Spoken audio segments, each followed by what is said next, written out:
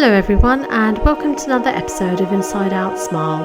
I'm your host, Dr. Amber Q, and honestly, today some days the world feels heavier than usual. We've obviously been going through the most horrific scenes that humanity's ever seen, I think, since the last almost 2 years. But today is just one of those days, isn't it? I heard the news about the ship that was sailing to Gaza with humanitarian aid, the fact that contact has been lost with it, and I really felt it in my chest. You know, that ache that you get when something good in the world is threatened. And I know I'm not the only one who feels it. And sometimes it feels like the more you care, the more it hurts.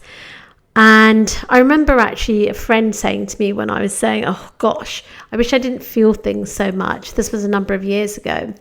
And that friend said to me, well, Amber, if you didn't care as much, yes, you wouldn't feel that much pain, but then you wouldn't feel that much joy either.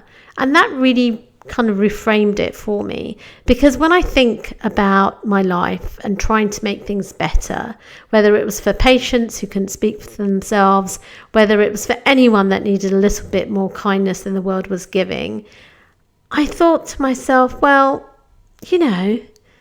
even so, I have days where I feel that, gosh, is it enough? Is it possible to keep believing in hope when hope feels so fragile? I think about all the people that I've treated, the people who've taught me that pain doesn't always look the same. And I think about all the people suffering all over the world in such horrific circumstances, especially the Palestinians. And I remember something strange. The people who suffer the most are often the ones who give the most. It's like pain carves out space inside of you, and somehow that space fills up with empathy, with courage, with the kind of hope that doesn't break even when the world tries to shatter it. And, when I was a child, I used to believe that being brave meant not feeling afraid. I think we all felt that, right? But now I know, and I hope you know, that bravery is just taking that first step, even when you are scared. It's like all the people on that ship, on that boat, they were all scared, but they felt that they were there for a bigger cause. So they were reaching out, like we reach out, even when you don't know if anyone will reach back. They didn't know that they were safe, but wow, gosh, I hope they're going to be okay. So it's really choosing to care even when it hurts. And I want you to know, if you're listening to this and you feel small or powerless or tired, you are not alone.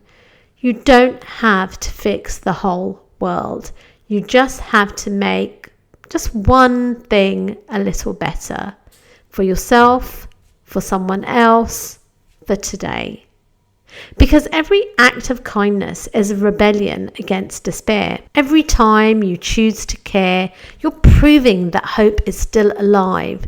The world doesn't need you to be perfect. It just needs you to show up.